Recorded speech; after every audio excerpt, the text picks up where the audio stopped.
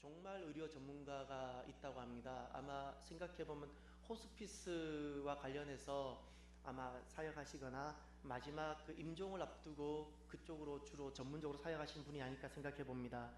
일본의 그 종말 의료 전문가인 오츠 슈이츠라는 의사가 있습니다. 그분이 사람이 이제 마지막 임종의 순간을 맞이하는 그 한 천여 명 사람을 이렇게 연구를 하면서 이런 책을 냈습니다. 죽을 때 후회하는 25가지. 그러니 인생으로 살다가 마지막 순간에 사람은 죽음 앞두고는 진실을 지게 되는데 그때 사람들이 보니까 이런 것들을 후회하더라는 겁니다. 그 중에 25가지가 있는데 제일 첫 번째 가장 많이 후회하는 것이 무엇이었는가 하니 자기 몸을 소중히 하지 않은 것. 내가 입으로 들어간다고 다 먹어대고 내가 하고 싶은 대로 내 몸을 다 방치하고 그렇게 했던 것이 마지막 순간이 되니까 그렇게 후회가 되더라는 겁니다. 또 두 번째, 유산을 미리 결정하지 않은 것. 내가 팔이 움직이고 내가 마음껏 다닐 수 있을 때 미리미리 정리해두지 않고 정작 유산을 정리하고 싶은데 몸이 움직여지질 않는 거예요. 말을 하고 싶은데 말을 못한다는 거예요. 그것이 그렇게 후회가 되더라는 겁니다. 세 번째, 꿈을 실현하지 않았던 것. 못한 것이 아니라 않았던 거예요. 내 안에 무엇인가 뜨거움이 있고 내가 그것을 해보고 싶은데 이런 두려움도 생기고 저런 이유도 생기고 해서 미루다 보니까 결국 못 해보고 내가 죽음이라는 순간을 맞이하는 것이 너무 후회가 된다는 거예요. 아니 될지라도 해보았으면 좋았을 거라는 거예요. 차라리 실패라도 해보았으면 좋겠다라는 거예요. 정작 내가 마지막 인생을 만나보니까 내 마음에 그렇게 이루고 싶은 어떤 것이 있었는데 그거 못 해본 것이 너무 후회가 되더라는 겁니다. 그리고 네 번째는 뜻밖의 이야기가 나왔어요. 임종을 앞둔 분들이 네 번째 가장 많이 말씀하신 것이 무엇이었는가 하니 맛있는 것 많이 먹지 않았던 것. 제가 요즘 다이어트 하고 있거든요. 하도 우리 집에서 우리 아기들이 어떻게 하라고 막 그래가지고 냉장고에 붙여놓고 아빠가 먹고선 안 되는 음식들 막 붙여놓고 난리를 해서 지금 저도 모르게 지금 다이어트를 하게 됐어요. 태어나서 처음으로. 그러다 보니까 이렇게 자꾸 뭘 안 먹게 되는데 이걸 딱 보니까 이게 아니구나. 마지막에 후회하지 말아야지. 이런 생각이 딱 드는 거예요. 근데 중요한 거는 사람들이 먹을 것 맛있는 걸 먹지 않았던 것을 그렇게 마지막 되면 후회가 된답니다. 그런데 25가지 중에 10가지만 쭉 분석을 해봤더니 그 중에 7번째가 무엇이었는가 하니 여성들이 가장 보편적으로 많이 후회하는 것이 7번째가 나왔는데 그 7번째가 아이를 낳아 기르지 않은 것이라는 거예요. 제가 지난 어느 큰 교회에 사역할 때 어느 권사님을 만났더니 그 권사님이 그렇게 말을 해요. 목사님, 제가 자녀를 더 낳을 수 있었는데 한 명을 낳았었거든요. 그분은 더 많이 낳을 수 있었는데 그때 이런 이유 저런 이유 양육의 부담 여러 가지 때문에 다 하지 않고 지금은 자기가 주님 부름 받을 날이 얼마 안 되었다는 거예요. 얼마 안 남았다는 거예요. 그런데 생각하니 그것이 너무 후회가 된다는 거예요. 힘들고 어려웠어도 그때 낳았다면 이들이 정말 이제는 잘 자라서 너무 귀한 자녀들이 다 됐을 텐데 그러지 않았던 것이 너무 후회가 된다고 그래요. 8번째가 무엇인가 하니 사람이 임종을 앞두고 되면 무엇을 후회하는 거니 살면서 악행에 손을 댄 것.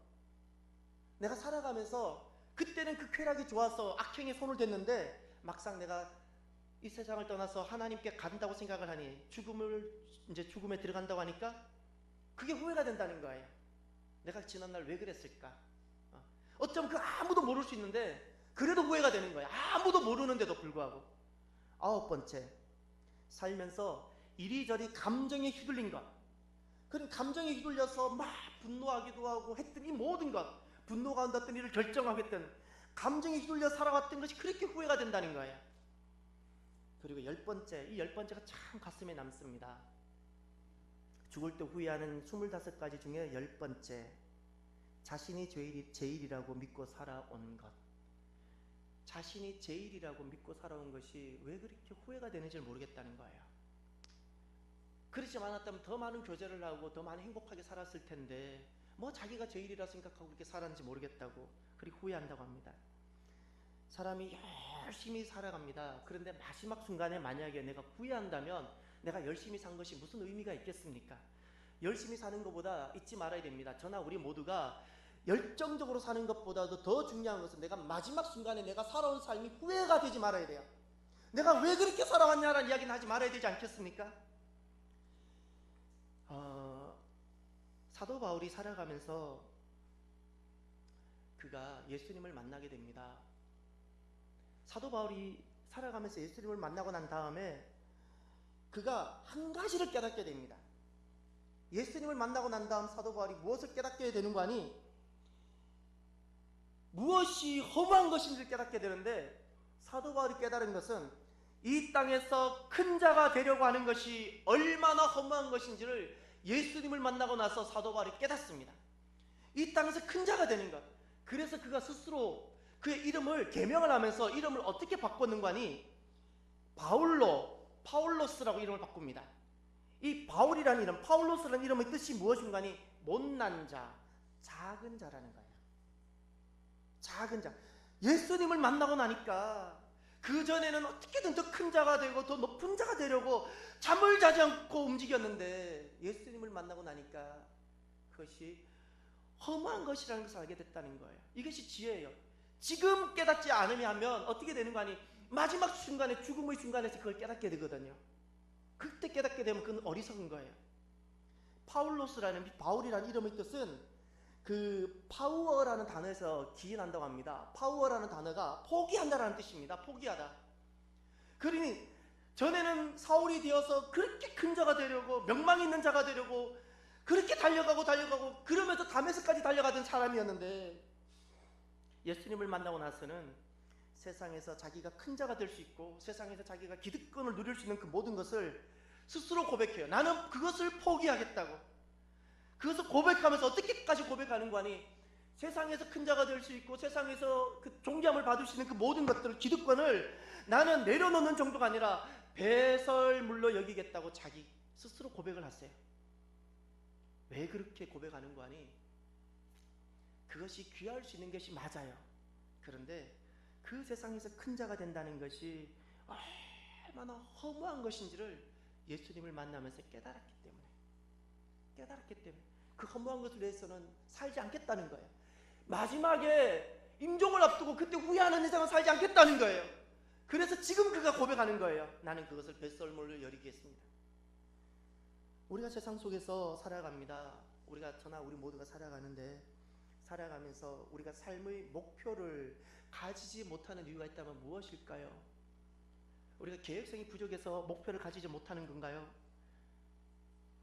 세상에서 큰 자가 얼마나 허무한지를 깨닫지 못하기 때문에, 세상에서 무엇인가를 높아지고 큰 자가 된다는 것이 얼마나 허무한지를 깨닫지 못하니까 정작 내가 분명히 갖게 되는 삶의 목표를 내가 가지지 못하는 거예요. 무엇이 허무한지를 알고 무엇이 헛되다는 것을 알게 되면 우리는 스스로 깨닫게 되어지고 내 삶을 어떻게 살아야 되는지를 방향을 설정하게 되어지는 것이 인생입니다. 근데 왜 인생을 설정하지 못합니까? 왜 삶에 목표가 없습니까? 그것은 지혜가 없어서가 아니라 내가 무엇이 헛되고 무엇이 허무한지를 지금 분별하지 못하니까 인생의 목표가 존재할 수가 없는 겁니다. 깨닫고 나면 어떤 일이 일어나는 거 아니? 세상과 저절로 구별된 삶을 살아지게 되어집니다. 저와 여러분, 혹시 이 사울이라는, 바울이 되기 전에 그 사울, 세상에서 큰 자가 되고 높은 자가 되려는 혹시 그 속에, 사울 속에 혹시 빠져나오고 있지 않는 내 모습이 있는가를 돌아보는 이 시간이 되었으면 좋겠습니다. 르네상스라는 단어가 있습니다. 이 르네상스는 프랑스 르네트르에서 나왔다고 합니다. 르네트르라는 것은 다시 살다, 또 재생, 그리고 우리가 흔히 잘 알고 있는 부활이라는 의미입니다. 이 르네상스는 무엇에 거부하고 다시 살려고 했던 거 아니?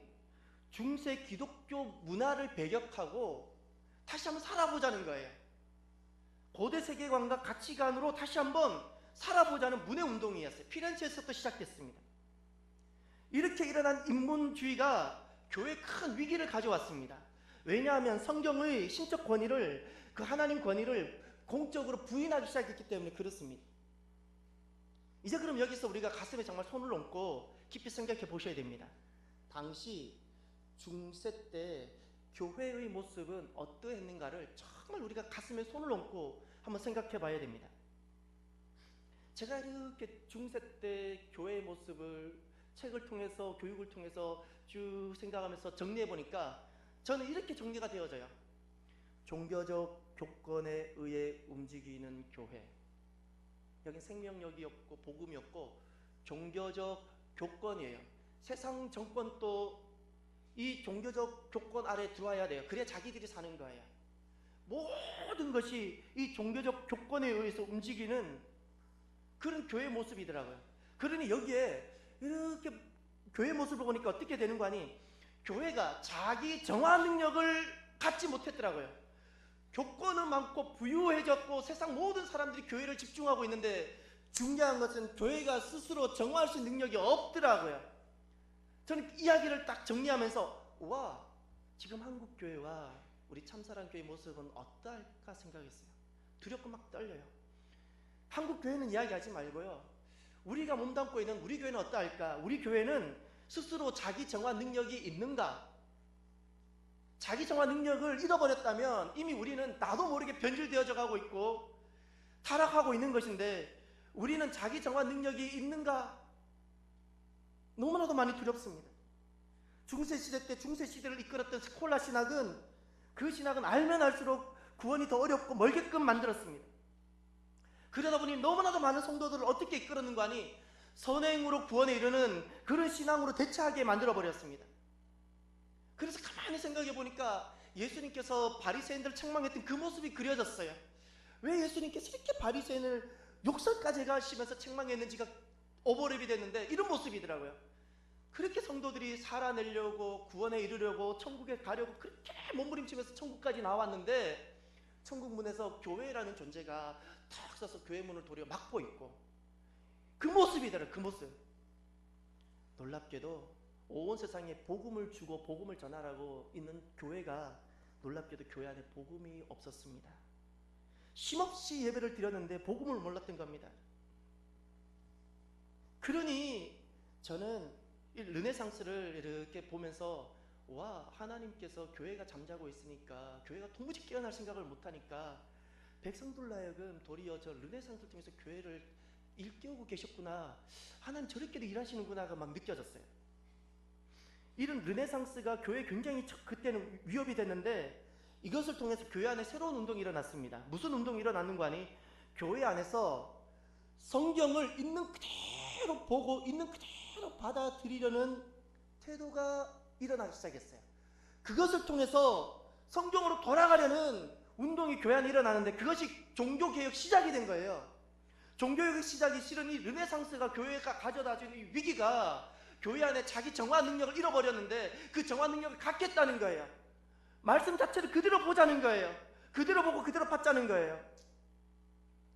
이렇게 성경을 그대로 다시금 보기 시작했더니 무엇을 발견했는 거 아니? 잃어버렸었는데 무엇을 발견했는 거 아니? 이신칭의라는 걸 발견했어요. 이신칭의. 창조라는 것이 하나님의 초자연적인 역사잖아요. 창조가 하나님의 절대적인 주권에 있고 초자연적인 은총입니다. 그럼 구원이 무엇인가? 이신칭이라는 것은 중생의 문제인데 이신칭이라는 이 구원 또한 하나님의 초자연적인 역사요 사건이라는 것을 말씀으로 다시금 돌아가서 말씀을 보면서 다시금 발견하게 됐어요. 그 고백이 이신칭의라는 겁니다. 믿음으로 구원에 이른다는 이 이신칭의, 이 이신칭의 핵심은 사람이 어떻게 중생되어지고 사람이 어떻게 거듭나게 되어지는가, 그것은 하나님의 고유한 영역이고 사람의 손에 의하지 않는다는 거예요. 그 고백이에요. 그것을 발견하게 되어진 거예요. 그래서 로마서 1장부터 3장까지가 무슨 말씀인고 하니 딱 두 가지 말씀합니다. 로마서 1장부터 3장까지가 두 가지 말씀하는데 하나는 사람은 다 죄인이라는 거예요. 다 죄인이라는 이야기합니다. 구원에 이룰 수 있는 의의가 사람에게는 없다는 말씀이에요. 이 말씀은 무슨 말인가 하니 사람이 선을 좀 행하고 도덕적으로 좀 살면은 점점 덕을 쌓아서 하나님께 이룰 수 있다는 이 모든 도덕론자들에게 원자폭탄을 터뜨린 것 같은 이야기예요. 사람은 죄인입니다라는 것은 단순히 죄가 좀 있다는 뜻이 아니에요. 사람에게는 가망성이 없다는 거예요. 그 이야기예요.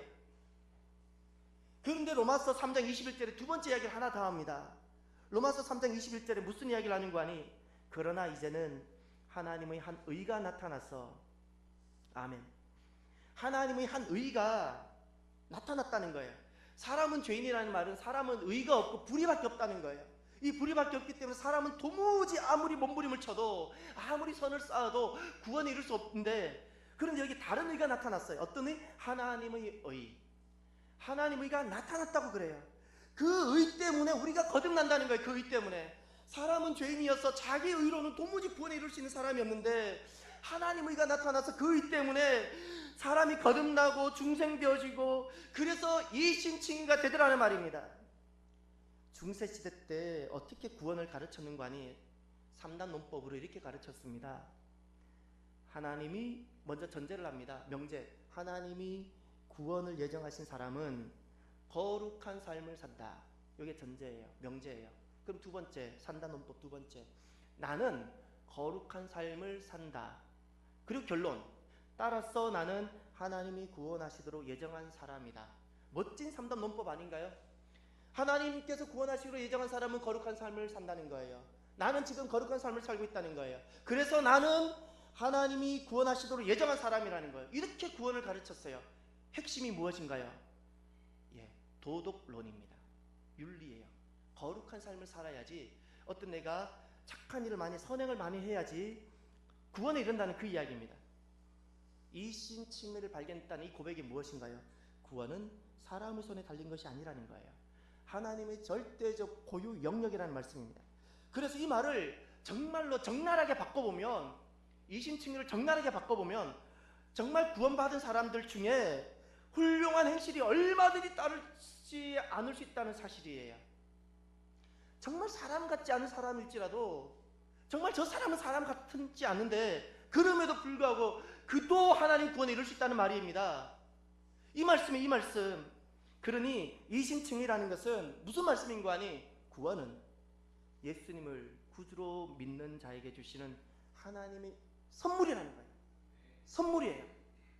사람 같아 보이지 않을지라도 그 사람이 예수님을 통해서 주시는 이 하나님 선물을 받으면 그에게 이신칭의 구원이 이루어진다는 거예요. 이 말씀이 이 말씀. 이까지가 로마서 3장까지 말씀이에요. 그럼 4장은 무엇을 말씀하고 있는가? 이 놀라운 하나님의 선물인 이신칭의 이 구원이 어떻게 지금 그럼 로마서가 기록된 이 초대교회 때 이루어졌는가? 아니라는 거예요. 믿음이 시작한 아브라함 때부터 하나님은 똑같은 원리와 방법으로 우리 인간의 구원을 이루셨다는 거예요. 아브라함을 통해서 이신칭의를 확증하고 있어요. 아브라함은 믿음의 조상이잖아요. 하나님과 아브라함이 어떤 관계가 처음부터 맺었었나요? 아브라함이 선행을 많이 했어? 기도를 많이 했기 때문에? 헌금을 많이 드렸어? 그거 아니라는 거예요. 아브라함이 하나님을 믿더니 그랬잖아요. 아브라함이 하나님과 어떻게 처음 시작 관계가 되어졌는가? 모든 믿는 자에게 주시는 그 선물을 아브라함이 받은 자가 된 거예요. 이 구원의 역사가 그렇게 시작이 되어졌다는 거예요. 그것이 4장이에요. 4장. 이신칭의를 확증하고 있어요. 그러면 오늘 본문이 있는 5장부터 8장까지는 무슨 말씀인가? 하나님이 주시는 이 구원의 선물, 하나님이 주신 선물인 이 구원이 이 이신칭의가 내 안에 이렇게 내가 받아지고 내가 선물을 받게 되었을 때 내 안에 일어나는 감격스러운 결과들이 있어요. 선물을 받게 됐을 때, 하나님의 선물을 받게 됐을 때, 내가 구원을 받게 됐을 때 내 안에 일어나는, 내 인생 안에 일어나는 놀라운 결과들, 그 결과들이 어떤 결과가 일어나느냐는 거예요. 그 결과를 말씀하고 있는 것이 로마서 5장부터 8장까지입니다. 이 로마서 5장에 일어나는 결과 3가지를 말씀하고 있습니다. 어떤 죄인일지라도 하나님이 주시는 선물을 그가 받으면, 믿음으로 받으면 그에게 일어나는 첫 번째 결과와 변화, 첫 번째가 화평한 가운데 살게 되어집니다. 화평입니다. 5장 1절을 보십시오. 그러므로 우리는 믿음으로 의롭다는 인정을 받아 우리 주 예수 그리스도로 인해 하나님과 더불어 화평을 누리고 있습니다. 아멘. 우리가 살아가면서 정말 막 죽고 싶거나 죽을 것 같은 순간들이 막 찾아오기도 하잖아요. 인생으로 살면서 겪게 되는 수많은 환난들. 그런데 하나님이 주시는 놀라운 그 선물을 내가 받게 되면 어떻게 되는 거 아니? 그 죽을 것 같은 그 환난 가운데 내가 화평하게 되어져요. 무엇이? 하나님 선물이 나를 그렇게 만들어요. 하나님이 주시는 그 선물인 구원을 내가 받게 되면, 소유하게 되면 어떻게 되는 거 아니? 어떤 일이 있어도 낙심하지 않게 되어져요. 도리어 이 막 폭풍 같은 인생 가운데 하나님이 주신 선물을 통해서 우리는 무엇을 보게 되는 거 아니? 연약한 나. 이 연약하다는 것은 몸이 좀 약하다는 것이 아니에요. 하나님을 아버지라 부르지도 않고 하나님을 인정하지 않고 자기 고집대로 살아가는 이 완악한 나, 이게 연약이에요. 이런 내가, 또 뿐만 아니라 이 죄인인 내가, 이런 나를 사랑하시는 하나님의 사랑을 보게 되어져요. 사랑. 그렇기 때문에 하나님 주신 선물인 구원을 딱 받게 되면 어떤 일이 있어도 그걸로 염려하거나 좌절하거나 주저앉지 않고 도리어 하나님 때문에 소망이 충만하게 되어져요. 수가성 여인을 기억하지요? 수가성 여인, 사람들이 원래 어떻게 비로소 살게 되냐면 하나님 사랑을 다 맛보면 사람이 그때 비로소 살게 되는 존재가 사람인데, 이 수가성 여인은 그 사랑을 여기에서도 찾아보고 이 사람에게도 찾아보려고 오만 세상을 다 돌아다니면서 이 사랑을 막 찾아보려고 갈망했던 여인이 수가성 여인이에요. 이 수가성 여인이 보여주고 있는 것이 오늘 우리 인생의 모습이에요. 인생의 모습. 그런데 이 수가성 여인을 변화시켰던 사랑이 무슨 사랑인가요? 어떤 사람이 이 여인을 변화시켰나요? 세상에 어떤 사람도 이 여인을 변화시키지 못했어요. 하나님이 사랑이에요. 헤세드의 사랑. 하나님께서 오늘날 우리에게 주시려고 했던 그 선물, 끝까지 포기하지 아니하신 그 하나님의 사랑, 그 사랑이 그 여인을 변화시킨 겁니다. 사람이 오늘날 평화를 잃어버리고 산다면 그 이유가 무엇인가요? 왜 마음에 힘이 없나요? 왜 우리가 살아가면서 거칠고 투사처럼 이렇게 살아가게 되나요? 그런 사람에게 정말 필요한 것이 있다면 무엇인가요? 하나님의 사랑 하나가 필요합니다.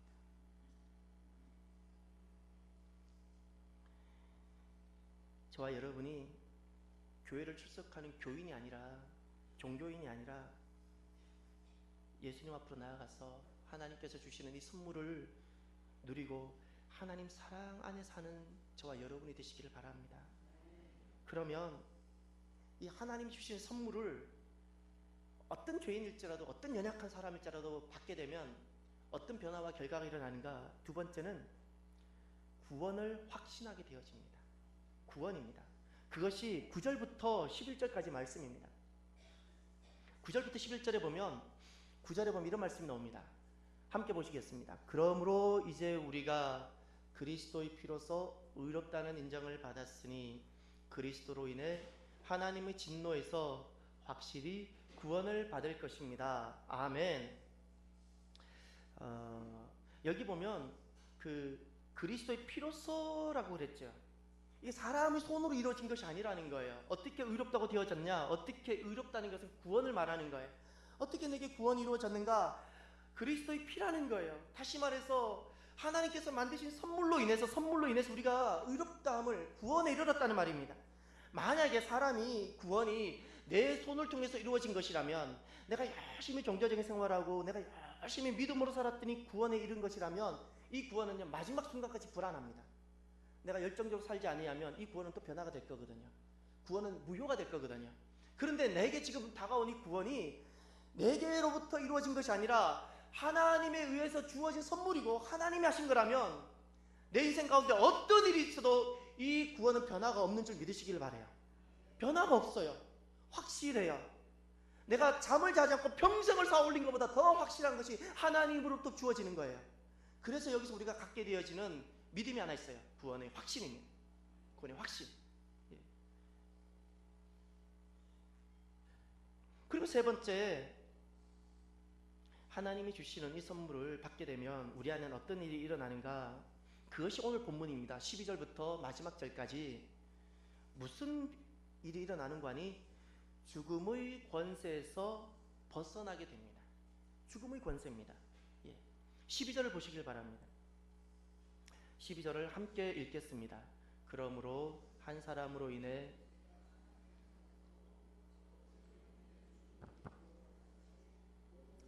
죄를 지었으므로 죽음이 모든 사람에게 이르렀습니다. 아멘. 12절에 나오는 한 사람이란 바로 아담을 말합니다. 아담 한 사람의 불순종으로 인해서 죄가 세상에 들어왔다 그러죠. 그 죄로 인해서 무엇이 들어왔어요? 죽음, 사망이 들어오게 된 겁니다. 사망이 들어왔어요. 그 결과가 어떻게 됐습니까? 모든 사람이 죄를 지었기 때문에 모든 사람이 죽음 가운데 있게 되어진 거예요. 지금 12절에서 말하고 있는 것은 한 사람을 통해서 결국 모든 사람에게 죽음이 들어왔다는 그 이야기를 하고 있는 겁니다. 그래서 성경에 보면 수많은 족보가 있는데 성경에 기록된 최초의 족보가 있습니다. 창세기 5장에 아담의 족보가 나옵니다. 창세기 5장의 족보에 보면 특징이 하나 있어요. 창세기부터 계시록까지 나와 있는 족보 중에 어떤 족보와도 차별되는 족보의 특징이 창세기 5장에 나와 있는데, 첫 번째 기록된 족보에 보면, 여러분 성경을 보시면 모든 족보는 다 낳고예요. 누가 누구를 낳고 누가 누구를 낳고인데, 창세기 5장에 나와 있는 족보는요, 낳고 죽었다로 끝나요. 누가 누구를 몇 세에 낳고 몇 년을 향수하다가 죽었더라. 족보에, 성경에 기록된 어떤 족보에도 족보에 죽었다라고, 죽다라는 단어가 들어간 것은 창세기 5장뿐입니다. 왜죠? 아담이 불순종했잖아요. 그래서 사람에게 죽음이라는 게 들어왔잖아요. 그것을 확증하는 거예요. 너가 죄를 지었냐? 너가 하나님을 떠났냐? 너가 죽는다는 거예요. 그걸 보여주고 있는 거예요. 그 하나님 말씀이에요. 죽게 됐어요. 그래서 14절을 보십시오. 14절에서 보면 이런 말씀이 나옵니다. 그러나 아담 시대부터 모세 시대에 이르기까지 아담의 범죄와 같은 죄를 짓지 않은 사람들에게까지 죽음이 왕노릇했습니다. 아담은 오실 분의 모형입니다.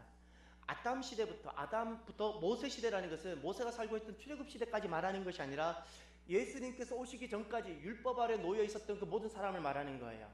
만약에 내가 아직까지 내 마음에 예수님이 오시지 않고 내 안에 복음의 역사가 일어나지 않았다면 죄송하지만 나도 아직 2017년을 살고 있음에도 불구하고 난 아직 모세 시대에 살고 있는 사람이에요. 모세 시대. 아담 시대에서부터 모세 시대에 이르기까지 아담의 범죄와 같은 죄를 짓지 않은 사람들에게까지도 죽음이 이때부터는 이제 왕노릇하는 거예요. 죽음이 세상에 들어왔기 때문에 아담과 똑같은 죄를 짓지 않으실지라도 이제는 모두가 죽음의 왕노릇 당하게 되어져 있어요. 왕노릇 한다는 것이 도대체 무엇일까요? 사망이 왕노릇 한다는 말이 도대체 무엇인가요? 사망이 내 왕이 되어가지고 내 주인이 되어서 나를 막 이리저리 이끌고 다니는 거예요. 어떻게 방법이 있어요? 두려움을 주었어. 이것도 두렵게 하고 저것도 두렵게 해서 내 인생을 다 망하게 만드는 거예요. 이게 사망이 나를 왕노릇하는 모습이에요. 그런데 15절을 보십시오. 그러나가 나옵니다. 15절. 그러나 하나님이 그리스도를 통해 주시는 은사는 아담의 범죄와 같지 않습니다. 한 사람의 범죄로 인해 많은 사람이 죽었으나 하나님과 한 사람 예수 그리스도의 은혜로 인해 주어지는 선물은 더욱 많은 사람에게 넘쳤습니다. 아멘. 15절에 보면 하나님께서 그리스도를 통해서 주시는 은사가 있다 그랬죠. 그 은사라는 것은 선물이랑 같은 단어입니다. 15절 하반절에 하나님과 한 사람 예수 그리스도의 은혜로 인해 주어지는 무엇? 선물. 은사와 선물이 같은 단어입니다. 이 선물은, 하나님이 주신 선물은 어떻게 했다고요? 더욱 많은 사람에게 넘쳤다는 거예요. 그래서 16절에 이 선물을 설명하고 있습니다. 16절에 또한 이 선물은 범죄한 한 사람으로 인해 생긴 결과와 같지 않습니다. 심판은 한 사람으로 인해 정죄에 이르렀으나 하나님이 그리스도를 통해 주시는 은사는 많은 범죄로 인해 의롭다 하심에 이르게 됩니다. 아멘. 하나님께서 그리스도를 통해서 주시는 선물이 있는데 이 선물이 16절 하반절에 보면 의롭다 하심에 이르게 되게 한다는 거예요. 이 의롭다 하심에 이르게 된다, 이것이 바로 이신칭의를 말하는 것입니다. 이것이 우리에게 우리 구원이 있는 겁니다. 하나님이 주신 선물로 인해서 우리에게 어떤 많은 범죄가 있을지라도 그 선물을 받는 자는 의롭다함을 받더라는 겁니다. 의롭다함을. 사망이 들어왔습니다. 사망이 들어오니까 사망이 우리에게 왕노릇하면서 우리를 계속 정죄합니다. 너 지난날 이런 나쁜 짓 있었지. 너는 안 돼. 온통 우리를 정죄합니다. 우리를 두렵게 하고, 우리를 부끄럽게 하고, 우리를 좌절하고, 우리를 끊임없이 낙심시킵니다. 그런데 주님이 오셨습니다. 주님이 오셨어요. 하나님께서 준비하신 선물을 주시려고 주님께서 한 사람으로 오셨어요. 주님이 오셔서 우리에게 선물을 주셨어요. 그 선물이 무엇인가요? 우리를 의롭다 여겨주시는 거예요. 그것이 일신칭의예요. 오신 주님을 누구든지 믿고 받아들이기만 하면 주님께서 일신칭의로 만들어 주셨어요. 의롭다는 자 의롭다고 여겨주셨어요. 이것이 우리 구원입니다. 그래서 얼마나 기쁜고 하니 그 다음에 이 단어가 나옵니다. 17절에 정말 중요한 단어가 17절 18절에 나옵니다. 생명이란 단어입니다. 아담 한 사람이 범죄로 인해 죽음이 바로 그 한 사람을 통해 왕노로 됐다면, 아담은 죽음을 가져왔죠. 그 다음 보십시오. 17절 은혜와 의의 선물 얼마나 좋습니까? 은혜와 의의 선물을 넘치도록 받은 사람들은 한 분 예수 그리스도로 인해 무엇이? 생명 안에서 왕노릇할 것입니다. 아멘. 얼마나 감사한가요? 전에는 아담 때문에 사람이 다 죽음에 매여 살았는데 하나님께서 주시는 의의 선물을 받은 사람들은 어떻게 된다고요? 생명이 우리 안에 다스리고 있다는 거예요. 생명이 우리 안에 다스린다는 말씀이 무엇인가요? 더 이상 사망이 주는 두려움, 사망으로부터 자유한 심령이 된다는 거예요. 더 이상 죽음이 두려워서 사는 삶이 끝난다는 거예요. 어떻게? 예수님이 내 안에 오시면 더 이상 죽음이 두려워서 사는 삶이 끝나요. 국문학을 공부하면 고전문학, 현대문학, 국어학만 공부하는 것이 아니라 고전문학을 알기 위해서 우리 선조들이 살았던 그 문화 배경을 많이 공부하고 연구합니다. 방언도 많이 연구하고요. 그 중에서 무당에 대해서도 많이 연구합니다. 왜냐하면 우리 무당, 이 샤머니즘과 많이 관련되어져 있기 때문에 그 샤머니즘을 연구하다 보니까 놀란 사실 하나 알게 됐습니다. 여러분, 예전에 우리 어렸을 때 우리 어르신들이나 할머니들이 막 이렇게 그 무당을 불러서 막 구다하잖아요. 막 집에 불러서 막 시끄럽게 밤새도록 막 잠 못 자게 막 두드리고 막 이렇게 하잖아요. 여러분, 왜 구달까요? 내 남편이 사업이 잘 되고 이렇게 하려고, 내 아들이 이번에 대학 들어가게 하려고. 여러분, 아들을 대학 입학시키기 위해서 구다는 집 혹시 보셨나요? 저는 못 봤어요. 굿을 왜 하는 거 하니?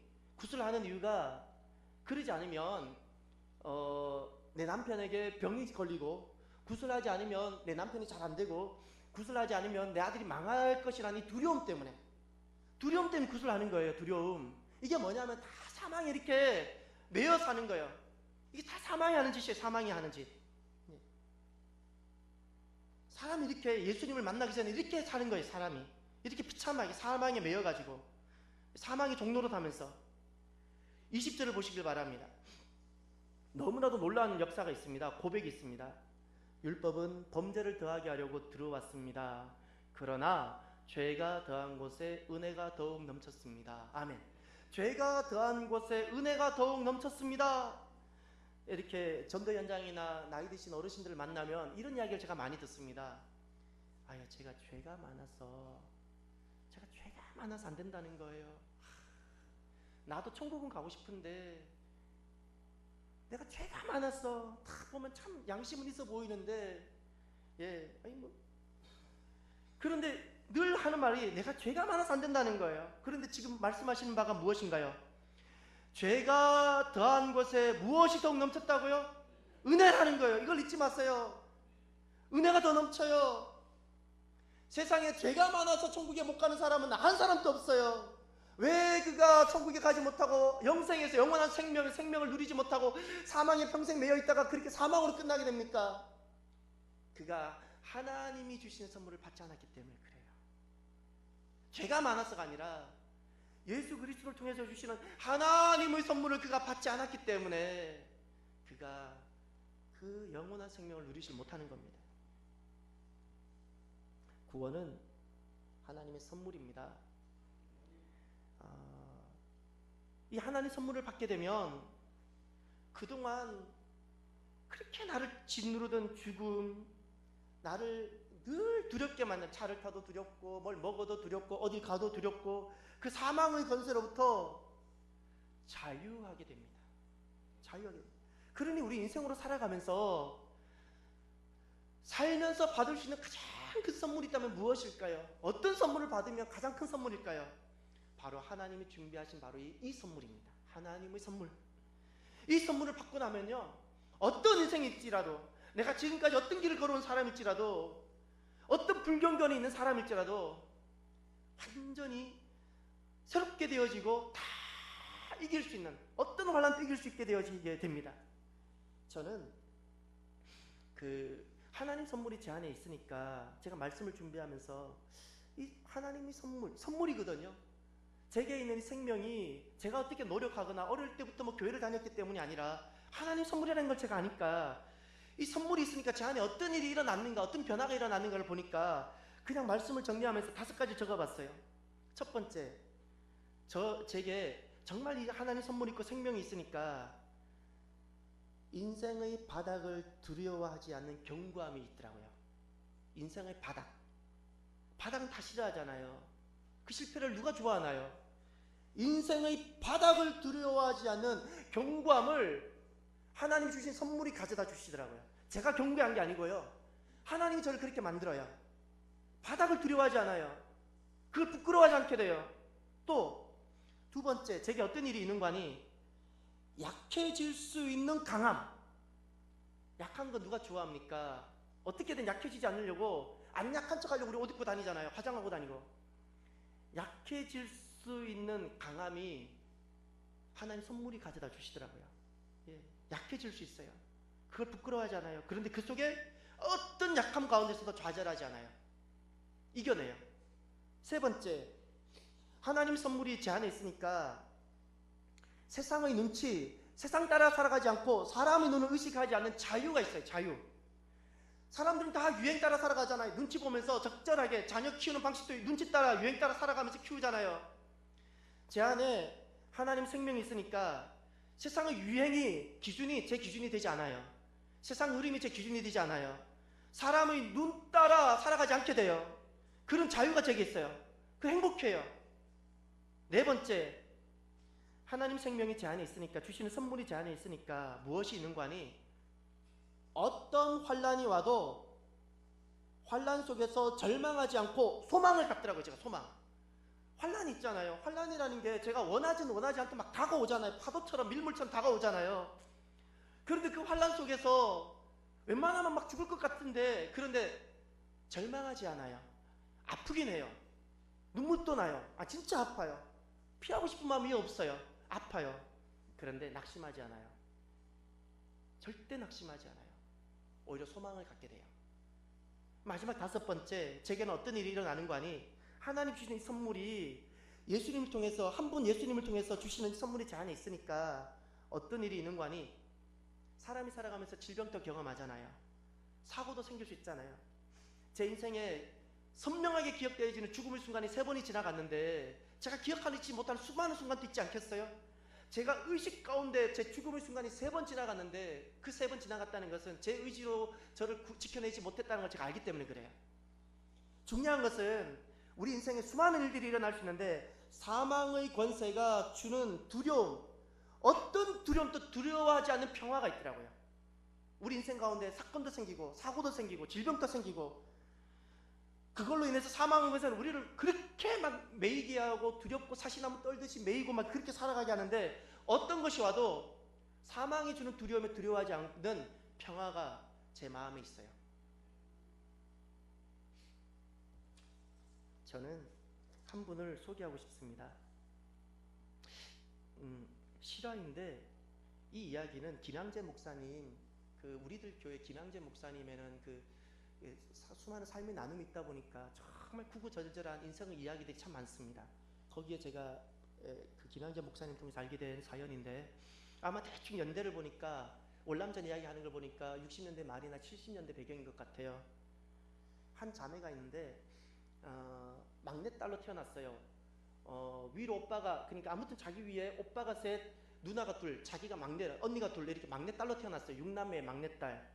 근데 태어나면서 어머니가 출산하다가 돌아가신 거예요. 근데 아빠가 술만 먹으면 뭐라고 이 귀여운 딸을 어떻게 하냐면은, 어미 잡아먹고 태어난 년, 어미 잡아먹고 태어난 년이라고 이 아빠가 술만 먹으면 이 딸을 때리는 거예요. 벽장소에 집어넣기도 하고 벽장소에 가둬놓고 며칠 굶기기도 하고 막 언니 오빠들이 몰래 가서 겨우 밥 주고 그렇게 하고, 하루는 아빠가 글쎄 이 막내딸에게 예쁜 옷을 입히더라는 거예요. 자기에게 예쁜 옷을 입히더니 딱 손을 잡고 끌고 가더니 그 당시 신장로라는 거 있잖아요. 신장로에 딱 안추고는 뭘 덮어놓더래요. 그리고는 아빠가 이야기해요. 차들이 너 다 피해갈 거니까 두려워하지 말고 너 여기 있으라고. 절대 그냥 있으라고. 차가 와도 있으라고. 그러면서 아빠는 저 건너편에서 자기를 보고 있는 거예요. 차들이 막 빵빵빵빵 하고 막 비켜라고 하는데 무서워서 피하고 싶은데 아빠가 보고 있으니까 이 어린 딸이 피하지 못하는 거예요. 차들이 빵빵빵 하다 피해가다가 글쎄 결국 트럭 한 대가 도로 한가운데 앉아있는 이 딸을 쳤어요. 다리가 절단됐어요. 가뜩이나 아빠의 그런 행포에 불만이 많던 큰오빠, 아빠 같은 사람이랑 같이 살지 않겠고 아빠 같은 사람과는 같은 땅에 있고 싶지 않다고 월남전에 참전했어요. 근데 월남전에 참전해서 전사하셨어요. 언니, 큰언니, 아빠를 그렇게 말려도 말 안 듣는 아빠 때문에 집을 뛰쳐나가버렸어요. 다시는 아빠 장례식에도 오지 않겠다고 하면서 이를 악물고 아빠는 다시는 보지 않겠다고 큰언니가 뛰쳐나갔어요. 그런데 아빠에게 돈이 생겼잖아요. 전사했으니 그 뭐라 그러죠? 뭐 위로금과 이런 보상금이 나왔을 거 아니에요? 딸이 교통사고 났으니까 거기 또 보상금이 나왔어요. 그걸로 새 장가 들었어요. 아빠가. 그 새어머니가 와서 처음에는 남아있는 내 자녀, 작은 오빠, 작은 언니, 그리고 자기, 뭐 또 누가 한 분이 없죠? 하여튼 막내 오빠도 있어요. 이렇게 잘 돌보는 것 같다가 아기를 딱 가지니까 그때부터 돌변해가지고 고등학생이었던 둘째 오빠, 큰 오빠는 전사하셨잖아요. 둘째 오빠가 이제 조금 가장 같은 역할을 했는데 자기들을 다 도살펴는데 학교를 안 보내고 돈 벌게끔 하는 거예요. 그러니 둘째 오빠가 시험 들어가지고 집을 나가는데 둘째 오빠는 어디로 가버리는 거 아니에요? 절로 가버린 거예요. 둘째 언니도 집을 나가버렸어요. 남아있는 사람이 막내 오빠하고 막둥이인 어미 잡아먹고 태어난 년이라 소리 들었던 이 두 사람만 남은 거예요. 모진 구박을 받아가면서 학교도 안 보내고 때로 농사 지는데 보내고 그거 다 하면서 오빠가 혼자 공부하면서 오빠가 결국에는 고등학교 마치고 공무원 시험 쳐서 공무원이 됐어요. 그 오빠가 자기를 공부시켜서 고등학교까지라도 하게 한 거예요. 이 사람이 뒤늦게 대학을 들어간 다음에 이런 글을 남겨요. 이 막둥이로 자라고 한 번도 아버지께 부모님께 사랑다운 사랑을 받아보지 못했던, 늘 그 저주나 받고 살았던 이 막둥이 한 사람이 한 집안 어떻게 살려내는 거 아니? 그가 이렇게 글을 남겨요. 나의 꿈은 대학에서 학생들을 가르치는 것이다. 희망을 가진 나에게 장애는 아무것도 아니다. 목발을 짚은 성치 못한 왼쪽 다리도 내 의지를 꺾을 수 없다. 우리가 고향집에 찾아가도 별로 달가워하지 않는 새엄마와 이제는 초라하게 늙은 아버지, 새엄마는 너무한다 싶게 아버지를 무시하고 구박한다. 지금 또 큰 언니는 아버지를 절대 용서할 수 없다며 고향에도 가지 않는다. 하지만 나는 아버지도 사랑하고 언니도 불쌍하다. 언니가 어서 가슴에 맺힌 한을 풀고 새엄마가 낳은 막내까지 우리 6남매가 부모님 모시고 사이좋게 살았으면 좋겠다. 이 소원이 꼭 이루어지리라 믿으며 오늘 나는 부지런히 하루를 보낸다. 아마 제가 생각해 볼 때 그 우리들 교회 안에 있었던 간증이었을 것 같아요.